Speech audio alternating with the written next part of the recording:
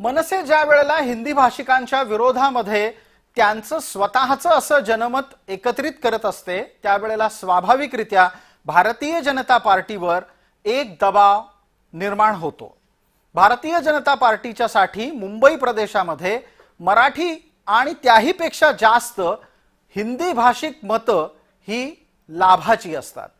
हिंदी भाषिक मतं जितकी एक गठ्ठा भाजपाकडे मुंबईमध्ये जातायत ती पाहता जर समजा मनसेशी राज ठाकरे यांचा म्हणजे मनसेच्या प्रमुख राज ठाकरे यांच्याशी भाजपाच्या नेत्यांचा घरोबा वाढला तर हिंदी भाषिकांमध्ये चलबिचल होणं स्वाभाविक आहे।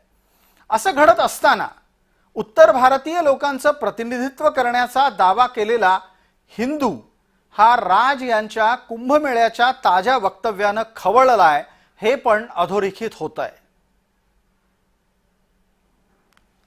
बँकेत जाऊन तुम्ही बँकेच्या अधिकाऱ्यांवर कारवाई केलं ते पण हिंदू आहेत, म्हणजे तुम्ही हिंदू विरोधी आहेत। महाराष्ट्रात राहून छत्रपती शिवाजी महाराजांचा हिंदवी स्वराचा अपमान पण तुम्ही करताय। मराठा आरक्षणाला तुमचा सपोर्ट नाही।